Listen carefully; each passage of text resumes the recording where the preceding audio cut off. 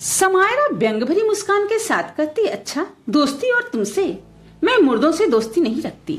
समायरा की बात को सुनकर सिद्धार्थ के चेहरे से स्माइल गायब हो जाती और वो गुस्से से समायरा को घूरते हुए कहता है, मैं मुर्दा नहीं हूँ, मैं भी तुम्हारी तरह जिंदा हूँ। समायरा कहते, oh really, but how? Siddharth अपनी बात पर जोर देते हुए कहता है, क्योंकि मेरे पास भी मेरा शरीर और मेरी आत्मा है, मैं पूरी तरह से जिंदा हूँ। सिद्धार्थ की बात को सुनकर समायरा उसे ताना मारते हुए कहती, अगर ऐसा है तो तुम्हें जिंदा रहने के लिए लोगों को मारने की जरूरत क्यों पड़ती है? ये कहकर समायरा वहां से चली जाती है। सिद्धार्थ वहीं खड़े होकर गुस्से से समायरा को जाते हुए देखने लगता है। सिद्धार्थ गुस्से में कहता है, ये चॉइस तुम्हें बहुत भारी पड़ेगी। अब तुमने मेरे सामने और कोई रास्ता नहीं छोड़ा है। कुछ देर के बाद समायरा अर्नब के घर पहुंच जाती है। घर के लिविंग एरिया में आते ही वो देखती है कि अर्नब काउच पर बैठा टीवी देख रहा था। समायरा के आते ही अर्नब उसके पास जाता है और उससे कहता है, कहाँ रह गई थी तुम? अर्नब का सवाल सुनकर समायरा उसके लिए कोई बहाना सोचने लगती है। इससे पहले समायरा कुछ कह पाती, अर्नब उससे कहता है, खैर छोड़ो, चलो डिनर करते हैं, मुझे बहुत भूख लग रही है। समायरा अर्नब की ओर देखते हुए कहती, अगर तुम्हें भूख लग रही है तो तुमने अब तक खाना क्यों नहीं खाया? अर्नब कहता, मैं तुम्हारा वेट कर रहा था। समायरा मुंह बनाते हुए कहती, मेरा वेट? लेकिन क्यों? अर्नब कहता है, अब तुम्हारे साथ डिनर करने की आदत हो चुकी है मुझे, तो अकेले खाना खाने का मन नहीं करता। अर्नब की बात सुनकर समायरा उसे अजीब सी नजरों से देखने लगती है। किसी का उसके लिए इंतजार करना, उसका रोज किसी के साथ खाना खाना, ये सब समायरा के लिए बिल्कुल नया था। अर्नब समायरा का हाथ पकड़कर उसे अपने साथ डाइनिंग टेबल पर ले आता है और उन दोनों के लिए वो खाना सर्व करने लगता है। समायरा अर्नब को अपने लिए ये सब करते हुए एकटक देखने लगती है। अर्नब को देखते हुए वो अपने मन में कहती, इसके साथ होने पर मुझे इतना अजीब सा क्यों लगता है? ऐसा तो इससे पहले कभी भी नहीं हुआ था। क्या इसके पास भी कोई जादुई शक्ति है? समायरा ये सोचते हुए अर्नब की ओर ही देख रही थी। तभी अर्नब अचानक से एक निवाला लेकर समायरा को खिलाते हुए उससे कहता है, मुझे बाद में घूरते रहना, पहले खाना खा लो। अर्नब के ऐसा करने पर समायरा अपनी नजरें उस पर से हटा लेती है और अपना खाना खाने लगती है।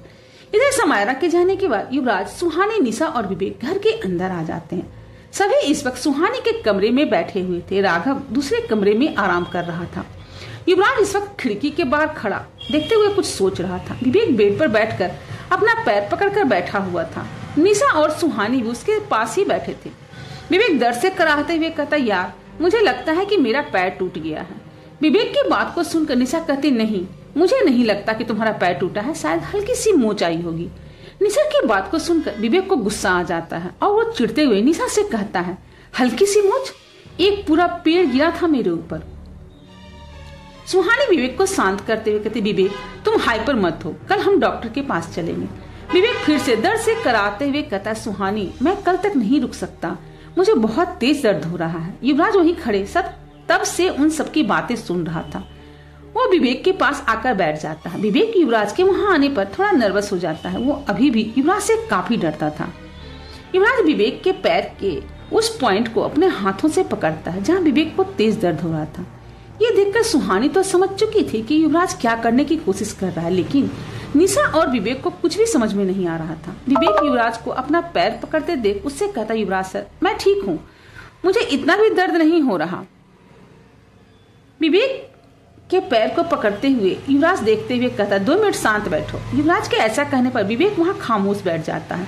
युवराज विवेक के पैर को कुछ सेकंड अपने हाथ में पकड़कर उसे छोड़ते हुए कहता है, अब देखो। विवेक अपना मुंह बनाते हुए कहता, क्या देखो? विवेक की बात सुनकर सुहानी जोर से विवेक का पैर खींच देती है। सुहानी के ऐसा करते ही विवेक जोर से चीख पड़ता है, सुहानी ये क्या कर रही है, मेरे पैर में चोट। विवेक इतना ही कहकर खामोश हो जाता है और अपने पैर की ओर देखने लगता है। निशा भी सुहानी को डांटते हुए कहते, सुहानी ये क्या बचपना है, तुझे पता है ना कि विवेक को तेज दर्द हो रहा है। निशा की बात पूरी होते ही विवेक कहता, अब दर्द नहीं हो रहा। ये कहकर विवेक एकटक युवराज को देखते हुए कहता, युवराज सर ये आपने कैसे किया? युवराज विवेक के सवाल का कोई जवाब नहीं देता और वहां पर शांत खड़ा रहता। इसके बाद विवेक सुहानी की तरफ देखता है। सुहानी विवेक को देखकर स्माइल कर रही थी। विवेक सुहानी को देखते हुए कहता है, युवराज सर चोट ठीक कर सकते हैं? सुहानी हाँ में अपना सर हिला देती है। सुहानी का जवाब सुनकर निशा और विवेक हैरानी से युवराज को देखने लगते हैं, लेकिन उसके डर के आगे कुछ नहीं कहते। विवेक को आराम मिलने के बाद निशा कहती है, यकीन नहीं होता ना कि हमने पहले कलश की अस्थियां डिस्ट्रॉय कर दी। आई होप ऐसे ही हम बाकी के दोनों कलश को भी ढूंढकर उसे खत्म कर दें। निशा की बात पूरी होते ही विवेक कहता है, नहीं निशा, बाकी के 2 कलश को ढूंढना और डिस्ट्रॉय करना इस बार के जितना आसान नहीं होगा। इस बार वो लोग तैयार नहीं थे, लेकिन अगली बार ऐसा नहीं होगा। अब की बार वो लोग पहले से तैयार रहेंगे। सुहानी आगे कहती, हाँ बिल्कुल, अब उन्हें पता चल चुका है कि हम उन्हें खत्म करने की कोशिश कर रहे हैं, तो इस बार वो हमें रोकने के लिए अपनी पूरी ताकत लगा देंगे। ये सुनकर निशा कहती, यार आज के लिए बहुत हो गया, अब बस करते हैं, कल देखेंगे कि हमें आगे क्या करना है। विवेक निशा की बात से सहमत होकर कहता, ठीक है फिर तुम लोग आराम करो, हम चलते हैं। ये कहकर विवेक युवराज की तरफ देखने लगता है। युवराज सुहानी को देखकर कहता है, तुम मेरे साथ चलोगी? युवराज की बात सुनकर निशा और सुहानी उसे आंखें फाड़कर देखने लगते हैं। सुहानी युवराज से कहती, युवराज सर आप ये क्या कह रहे हैं? युवराज सुहानी के सवाल का कोई जवाब नहीं देता। तभी विवेक कहता, सुहानी युवराज सर ठीक कह रहे हैं, तुम उनके रूम में ज्यादा सेफ रहोगी। समायरा ने भी कहा था कि तुम्हारी हिफाजत अभी जरूरी है, खासकर रात में। अगर रात में वो साया यहाँ आ गया तो निशा तुम्हें उससे नहीं बचा पाएगी। हम लोग इस रुद्राक्ष की वजह से सेफ हैं, लेकिन तुम्हारे साथ ऐसा नहीं है, तो बेहतर यह होगा कि तुम युवराज सर के साथ चली जाओ। सुहानी को विवेक की बात सही तो लग रही थी, लेकिन ऐसे वो रात में युवराज के साथ रहने में कंफर्टेबल नहीं थी। युवराज सुहानी की प्रॉब्लम को समझते हुए कहता, डोंट वरी, मैंने मेरे रूम में एक और बेड लगवा दिया है, तुम वहां आराम से रह सकती हो, तुम्हें कोई प्रॉब्लम नहीं होगी। युवराज की बात सुनने के बाद भी सुहानी असमंजस में ही रहती है। निशा उसके कंधे पर हाथ रखते हुए कहती, सुहानी मुझे भी युवराज सर की बात ठीक लग रही है। अगर मृदुला यहाँ आ गई तो वो मुझे कुछ नहीं कर पाएगी, लेकिन मैं तुझे उससे नहीं बचा पाऊंगी। मृदुला से तुझे प्रोटेक्ट सिर्फ युवराज सर ही कर सकते हैं, इसलिए तुझे कुछ दिनों तक उनके साथ ही रहना पड़ेगा। निशा की बात सुनकर सुहानी अपना सर हिला देती है। युवराज दरवाजे की तरफ इशारा करते हुए सुहानी से कहता, चलें। सुहानी कमरे से बाहर चली जाती है और युवराज भी उसके पीछे पीछे वहां से चला जाता है। सुहानी और युवराज के वहां से जाने के बाद विवेक किसी सोच में पड़ जाता है। विवेक को इस तरह कहीं खोया देखकर निशा उससे कहती, क्या हुआ, अब तुम किस सोच में पड़ गए? विवेक का सवाल सुनकर निशा का ध्यान टूटता है। विवेक सीरियस होकर निशा से कहता है, मुझे एक बात बिल्कुल समझ नहीं आ रही है। निशा क्यूरियस होकर पूछती है, कौन सी बात? विवेक निशा की आंखों में देखते हुए कहता है, पद्मिनी को कैसे पता चला कि आज हमने क्या किया है, और उसने युवराज सर से ये क्यों कहा कि उन्होंने पद्मिनी को धोखा दिया है? निशा भी विवेक की बात से सहमत होकर कहती है, सच बताऊं तो यही बात मुझे भी परेशान कर रही है। पद्मिनी आज इतने गुस्से में क्यों थी? विवेक इरिटेट होकर कहता है, सारी मिस्ट्री सॉल्व होते जा रही है, लेकिन जहाँ इस पद्मिनी की बात आती है हम बार बार जीरो में क्यों आ जाते हैं? युवराज सर भी इस बारे में कुछ कभी क्यों नहीं बताते? निशा कुछ याद करते हुए कहती, ओ शिट। विवेक कहता है, क्या हुआ? निशा बौखलाहट के साथ कहती, यार आज हमारे पास गोल्डन चांस था, पद्मिनी खुद हमारे पास आई थी, हमने उसकी कलाई देखकर चेक क्यों नहीं किया कि उसके हाथ में मृदुला के पति का नाम है या नहीं? कम से कम हमें इतना तो पता चल जाता कि पद्मिनी मृदुला है या नहीं। निशा की बात सुनकर विवेक भी अपना सर पकड़कर बैठते हुए कहता, ओ शिट, हमने इतना अच्छा चांस कैसे मिस कर दिया। अब पता नहीं हमें फिर कब से पद्मिनी मिलेगी। इधर युवराज के कमरे में आते ही सुहानी युवराज से पूछती है, समायरा हमारी मदद क्यों कर रही है युवराज सर? युवराज कहता है, क्योंकि मुझे उस साये से आजाद करके वो मुझे मारना चाहती है। युवराज का जवाब सुनकर सुहानी थोड़ा घबरा जाती है। सुहानी को ऐसे डरते देखकर युवराज उसके कंधे पर हाथ रखते हुए कहता, क्या हुआ, डर लग रहा है? सुहानी मासूमियत से युवराज की आंखों को देखते हुए कहती, क्या समायरा आपसे ज्यादा पावरफुल है?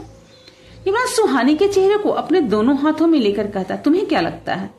युवराज का सवाल सुनकर सुहानी सोच में पड़ जाती। युवराज आगे कहता, तुम चिंता मत करो, समायरा ऐसा कुछ नहीं करेगी। सुहानी कहती, आपको कैसे पता? युवराज कहता, बस गट फीलिंग है। बचपन से रक्षा ने समायरा के मन में ये बात बैठा दिया है कि मुझे मारना उसकी लाइफ का मोटिव है, इसीलिए वो बिना किसी स्ट्रॉन्ग रीजन के मुझे मारना चाहती है। बट आई एम श्योर कि जब तक ये सब खत्म होगा समायरा को यह एहसास हो जाएगा कि उसकी माँ गलत थी। सुहानी कहती, और अगर ऐसा नहीं हुआ तो? युवराज हल्की मुस्कान के साथ सुहानी को अपने करीब लाते हुए कहता, तो फिर तुम हो ना मुझे बचाने के लिए? सुहानी युवराज को हक करते हुए कहती, हाँ मैं उससे आपको कुछ नहीं करने दूंगी। युवराज भी सुहानी को कसकर पकड़ते हुए कहता, हाँ मुझे ये बात बहुत अच्छे से पता है।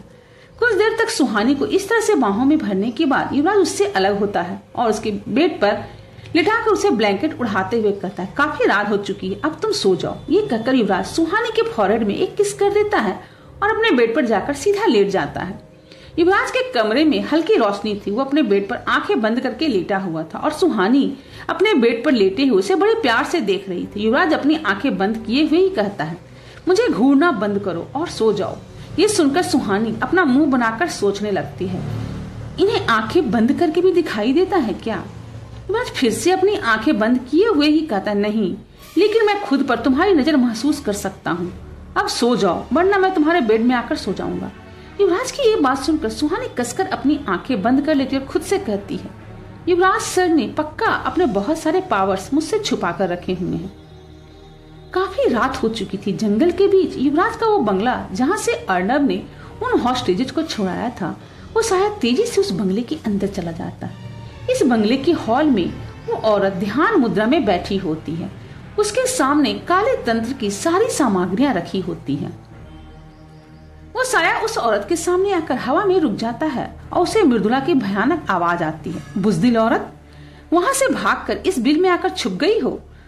वो औरत उस साया को गुस्से में देखते हुए कहती, अपनी हद में रहो, वरना तुम जानती हो कि मैं तुम्हारे साथ क्या क्या कर सकती हूँ। मृदुला कहती है, तुम सिर्फ धमकी दे सकती हो, वहां तो तुम उन अस्थियों को बचा नहीं पाई। वो औरत कहती, क्योंकि वहां समायरा आ गई थी।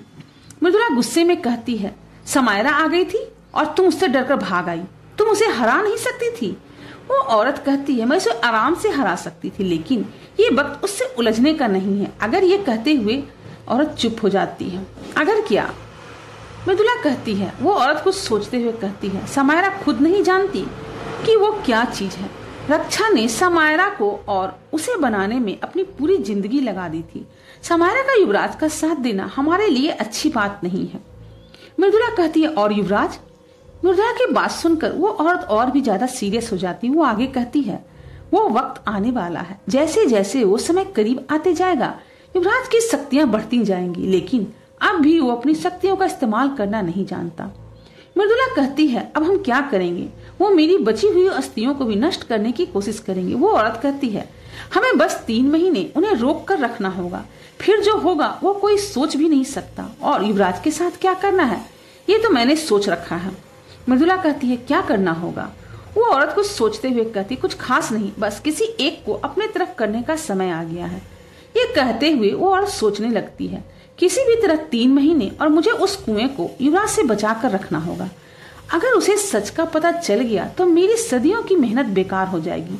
वो खुद भी नहीं जानता कि उसकी शक्तियों की वजह ये मृदुला नहीं बल्कि कुछ और है। सुबह के 5 बजे थे। शहर में इस वक्त अंधेरा था। युवराज इस वक्त रनिंग के लिए बाहर आया हुआ था। शिमला की सड़कों पर वो अपनी पूरी रफ्तार से भाग रहा था। काफी देर दौड़ने के बाद भी उसके चेहरे पर बिल्कुल भी थकान नहीं दिखाई दे रही थी। वो पूरी तरह से फोकस्ड होकर जंगल के बीच सड़क पर भाग रहा था। तभी उसे कुछ ही दूरी पर जंगल के अंदर किसी के तेजी से गुजरने का एहसास होता है।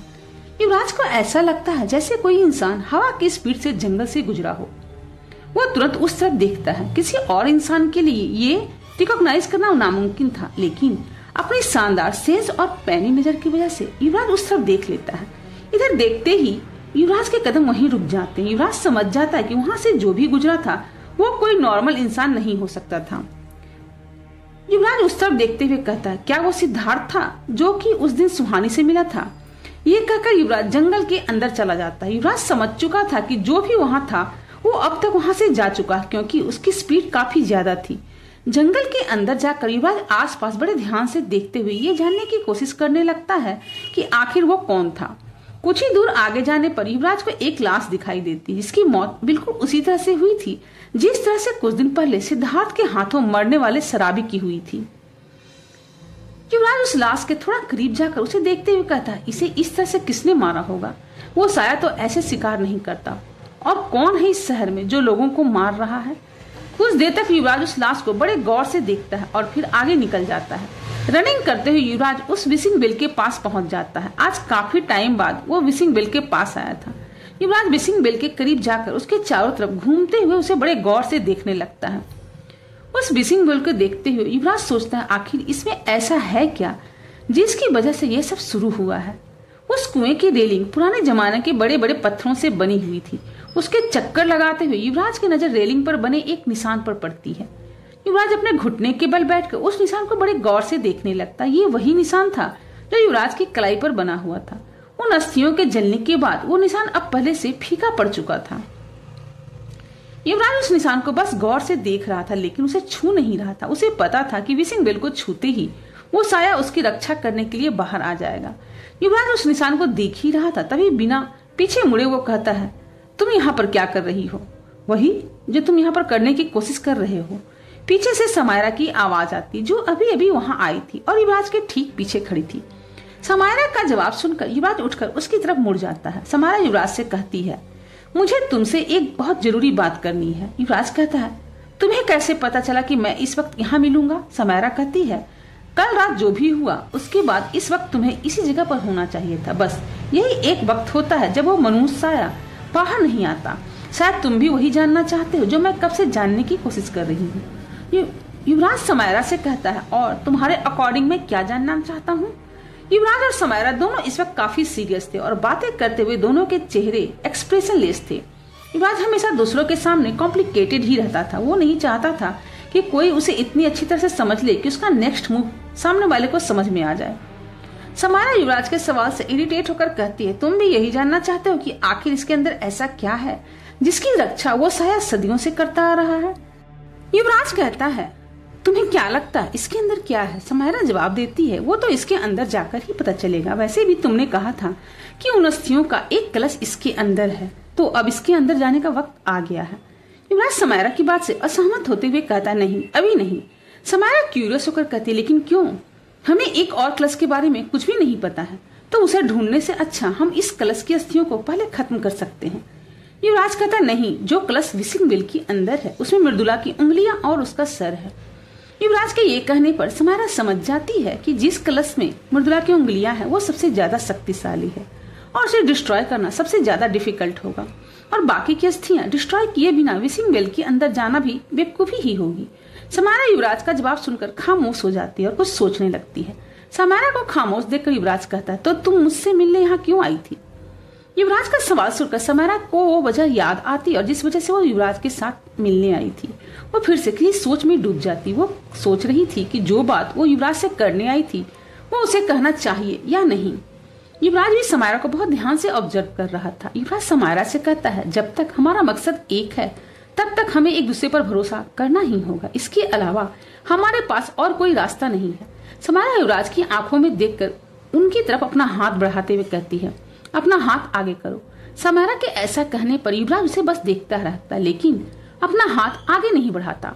ये देखकर समायरा कहती है, जब तक हमारा मकसद एक है हमें एक दूसरे पर भरोसा करना ही होगा।